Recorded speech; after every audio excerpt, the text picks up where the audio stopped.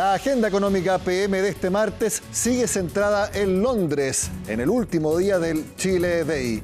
Y partimos con un tema que ha generado bastante repercusión acá en nuestro país.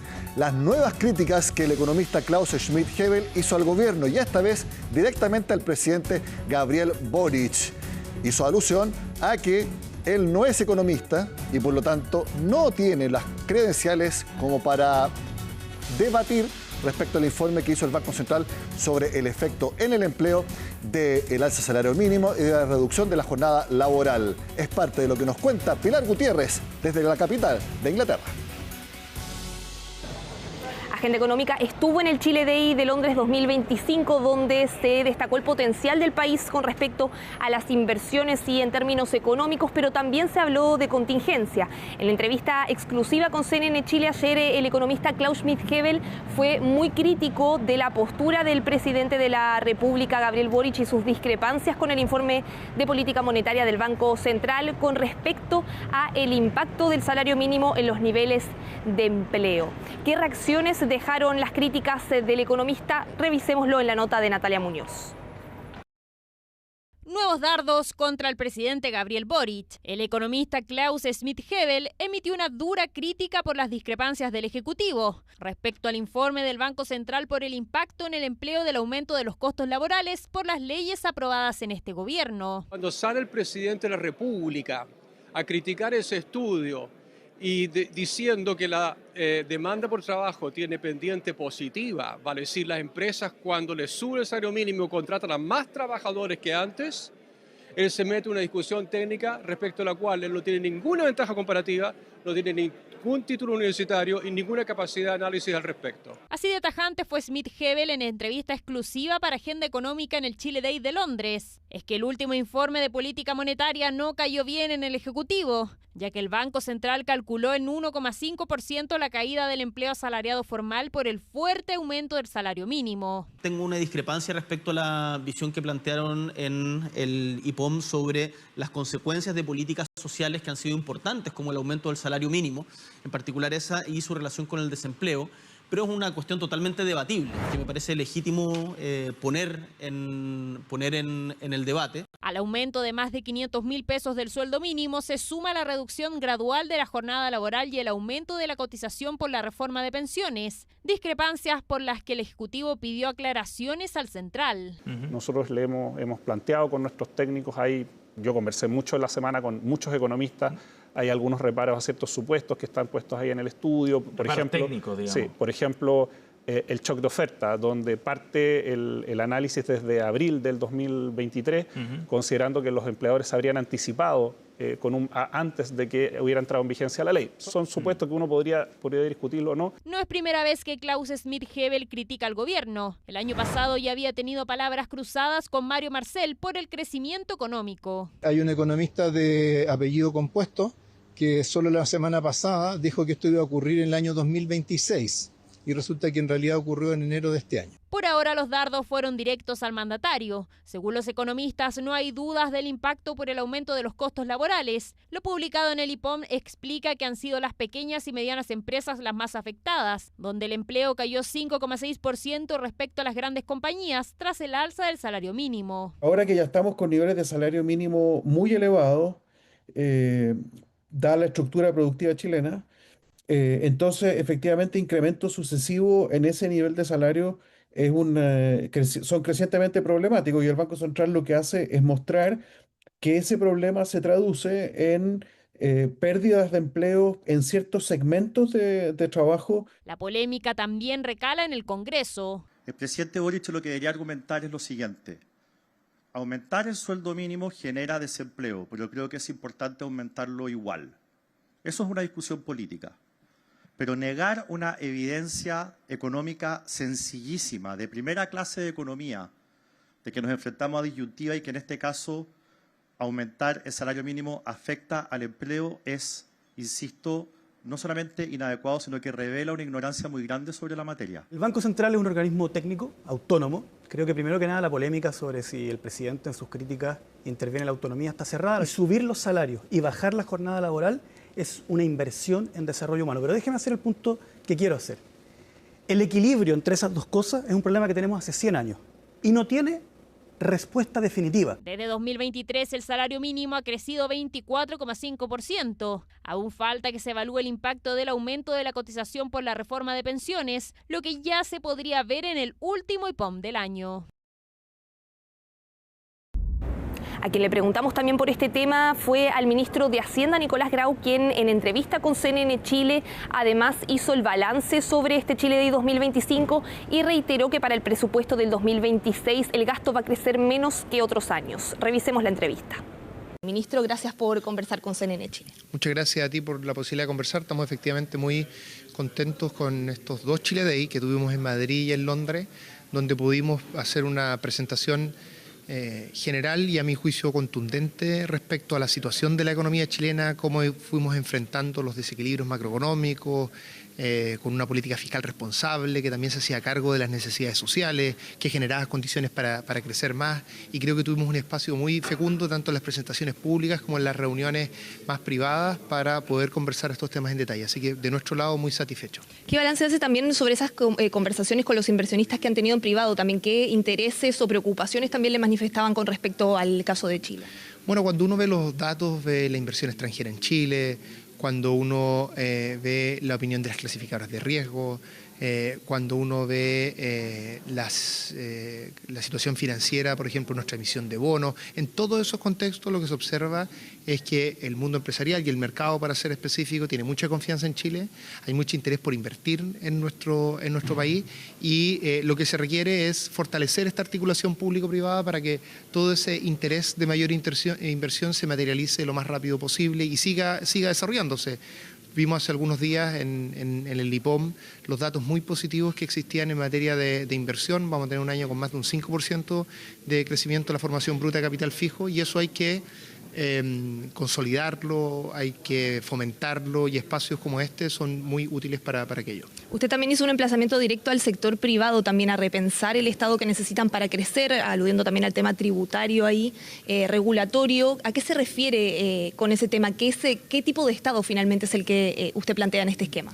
Más que un emplazamiento, yo diría que es una invitación. Mi experiencia en el trabajo cotidiano con inversionistas, con distintas personas del sector privado que buscan desarrollar oportunidades de negocio en el país, es que se requiere una articulación mucho más fina público-privada, una relación más de complicidad, de partner entre el sector público y el sector privado, y que hay que pensar formas creativas en que aquello pueda desarrollarse. Creo que lo que se ha hecho en materia de hidrógeno verde, en materia de litio, en materia de data centers, en materia de infraestructura pública, lo que ha sido una larga historia de Chile de fortaleza de su inversión pública y en la participación del sector privado en aquello.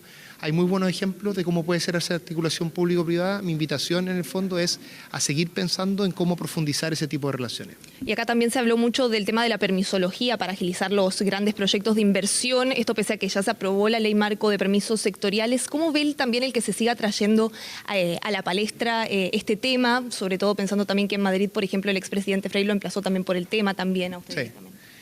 Bueno, en rigor el presidente Frei no emplazó. Si uno ve lo que ocurrió allí, hizo una presentación que a mi juicio fue una muy buena presentación, no fue en contraposición con lo que ha hecho el gobierno, de hecho valoró la reforma de permiso que habíamos realizado y también yo creo que lo valora el sector empresarial. El tema de permisos en Chile, las dificultades que existían al respecto, no fue algo que creó nuestro gobierno. De hecho, se venía arrastrando hace por lo menos una década de manera muy importante y lo que ha hecho nuestro gobierno de manera contraria, digamos, es justamente ser el primero que aborda este tema en profundidad y que hace una reforma que nos va a permitir reducir los tiempos entre un 30 y un 70% y nos va a permitir hacer aquello sin bajar el estándar regulatorio. Ahora, lo que ocurre es que esta reforma está a días de promulgarse la ley, después viene un proceso de implementación, entonces es normal que todavía esos efectos no se vean porque esos efectos todavía no ocurren. pero hemos logrado un acuerdo, una transformación maciza del sistema de permisos, y el mundo empresarial, que conoce muy bien este asunto, lo valora. Usted hace algunos días habló también sobre que no atribuiría finalmente la situación del desempleo a el alza en el salario mínimo. Sabemos que después el Banco Central también publicó el informe de política monetaria, donde intentaba dar cuenta de la relación y que podría haber un impacto de esos factores. El presidente también se refirió a este tema diciendo que tenía algunas discrepancias en el análisis, pero como usted también instaló el tema en primera instancia, quiero preguntarle cómo ve el análisis finalmente que hace el Banco Central. Bueno, lo primero es resaltar el gran rol que tiene el Banco Central en nuestro país, el fortalecer su autonomía. Esto es algo que ha resaltado el presidente de Chile, el presidente Boric. También la presidenta del Banco Central ha manifestado el cuidado que ha tenido nuestro presidente con esa institucionalidad, y no corresponde que yo haga un comentario respecto a un estudio en particular. Creo que eso es importante que lo hagan el mundo académico, que lo discuta, lo estudien en profundidad. Nosotros siempre creemos que los estudios y los análisis que hace el Banco Central son un aporte a la discusión de políticas públicas. Y ayer igual el ministro del Trabajo decía que los asesores de gobierno, los asesores técnicos estaban conversando con las personas del Banco Central también con respecto a este tema. ¿No hay entonces una afectación por ese lado tampoco de la autonomía del Banco Central? No, no la hay. Y pensando también en este tema, ayer también conversamos en exclusiva con el economista Klaus Schmidt-Hebel, que él decía que con respecto a las críticas que había hecho y estas discrepancias del presidente de la República, que él, y acá lo cito, no tenía ningún título universitario y ninguna capacidad de análisis al respecto. Eso decía. ¿Qué opina usted sobre estas declaraciones? Creo que no corresponde que yo haga un comentario a esas declaraciones, porque es muy importante que cuando uno se refiere a autoridades políticas, cuando uno participa en este tipo de espacios, sea muy respetuoso, ¿no es cierto? Y yo voy a hacer fe de aquello. Entonces creo que no corresponde que yo haga un comentario al respecto. Ministro, última pregunta. Se viene dentro de poco la tramitación de la ley de presupuesto. Ahí usted dijo que el gasto va a crecer menos este año que en comparación a años anteriores. ¿Qué podemos esperar de esa tramitación? ¿Cuánto espacio tiene para crecer el gasto, pensando también en la meta fiscal del año que viene y en la proyección de ingresos que hay? Bueno, la meta fiscal del próximo año la vamos a cumplir a través de este presupuesto. Es un compromiso muy importante y lo vamos a hacer conjugando responsabilidad social con responsabilidad fiscal. ¿Qué significa esto? Significa un presupuesto que crece de manera acotada, justamente para cumplir esa meta, pero que se hace cargo de los desafíos de salud, que se hace cargo de los desafíos de trabajo, de educación, mejorar la calidad de vida, de vivienda. Y por tanto es un presupuesto que es social y fiscalmente responsable, una combinación que hemos tenido durante todo nuestro gobierno. Sin ir más lejos, fue durante nuestro gobierno que se hizo un ajuste fiscal el primer año de más de 20%, el mismo año que se redujo la pobreza a su mínimo histórico. Así que creemos que hemos demostrado que somos capaces de conjugar estas dos dimensiones, y eso va a seguir siendo cierto en el próximo presupuesto. ¿Alguna cifra de cuánto podría crecer? No corresponde que lo hagamos hasta antes de ingresar el 30 de septiembre. Ese va a ser el momento en que el Congreso y el país va a poder estudiar y revisar la propuesta que le hacemos. Ministro de Hacienda, Nicolás Grau, muchas gracias por conversar con CNN Chile. Muchas gracias a ti. Y uno de los paneles más esperados de esta jornada era el de la implementación de la reforma de pensiones, donde participó el superintendente de pensiones y también el gerente general de AFP Cuprum, y donde hubo un intercambio fuerte de miradas con respecto a la licitación de stock de afiliados que propone la reforma, pero también con respecto al régimen de inversiones de fondos generacionales. La licitación de stock efectivamente uno de los riesgos o problemas que estamos viendo. Y yo algo comenté ya, porque le pone una dificultad, una traba, un impedimento a armar portafolios óptimos de largo plazo. Pero hay un segundo punto que también nos preocupa mucho, y que es este foco en el costo, en las comisiones.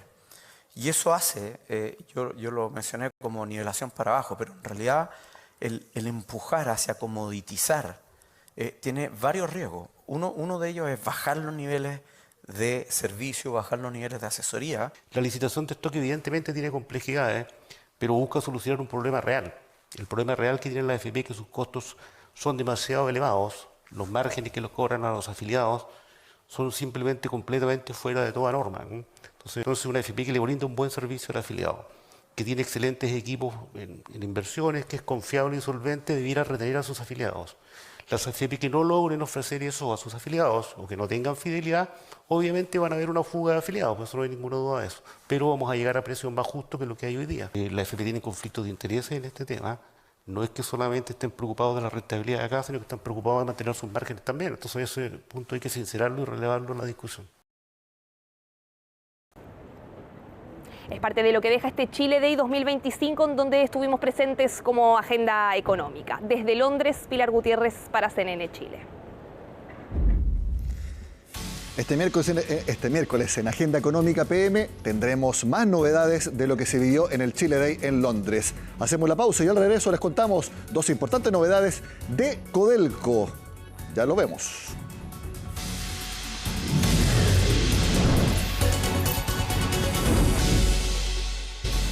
Codelco informó dos importantes noticias este martes. La primera es que se creará este gran distrito minero entre la empresa estatal chilena y Anglo American. Los detalles los tiene Elizabeth Acosta.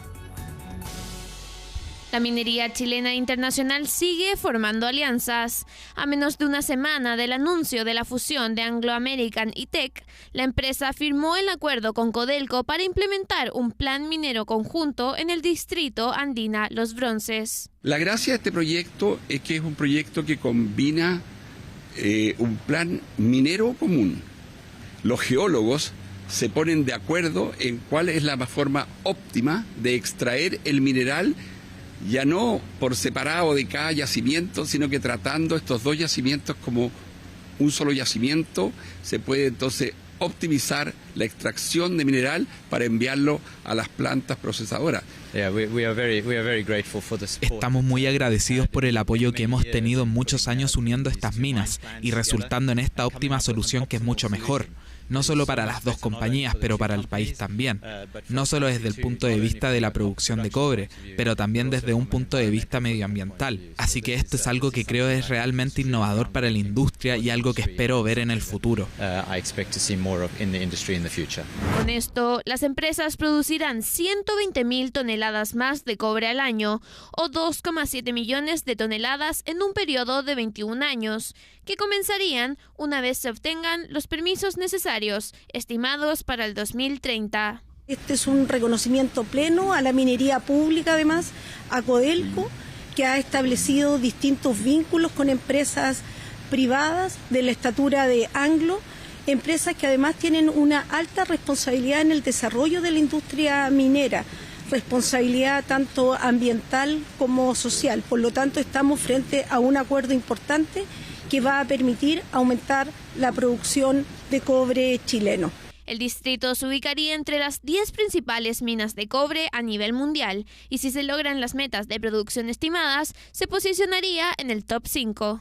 Porque permite generar prácticamente una nueva mina sin necesidad de desarrollarla, ¿no? Simplemente aprovechando las capacidades que ya están instaladas en ambos complejos. Lo importante es que este acuerdo permite que esa riqueza finalmente sea convertida en toneladas de cobre comerciales, por lo tanto en ingresos y en mayores beneficios para las compañías y para el país. Es un único yacimiento que está considerado una anomalía planetaria. ¿Qué quiero decir con esto? Alberga cerca del 9 al 10% de todo el cobre que existe en estos momentos en el mundo. Por lo tanto, es muy importante esta alianza. Y esta alianza no tan solo va a traer desarrollo para el país, sino que también va a traer inversión y crecimiento. A través de una nueva empresa operadora de propiedad conjunta y control compartido entre Anglo American y Codelco, se esperan costos 15% más bajos en comparación con la operación independiente y la generación neta de $5.000 millones que se dividirían equitativamente entre las compañías. La otra noticia que informó Codelco este martes es que se terminó el proceso de consulta indígena, que es un paso fundamental para ratificar otro acuerdo muy relevante de Codelco, el con SQM. Así lo confirmó Máximo Pacheco. Bueno, ese es un proceso que lo ha conducido Corfo, y como ustedes bien saben, ha tomado ya casi un año o más de un año, a través de consultas muy masiva, donde ha participado todas las comunidades hasta el último minuto, y esa consulta ya finalizó con las sesiones plenarias que se hicieron el mes pasado y luego con los documentos que se han emitido y que se han compartido con las comunidades. De manera que desde el punto de vista práctico, la etapa de diálogo y acuerdos y del proceso de la consulta indígena lo anunciará oportunamente la Corfo. Supuestamente solamente quedaría la aprobación por parte de China de este acuerdo para que se haga realidad. Es algo que les estaremos contando acá en Agenda Económica. Termina el programa de hoy. Sigan acá en CNN Chile.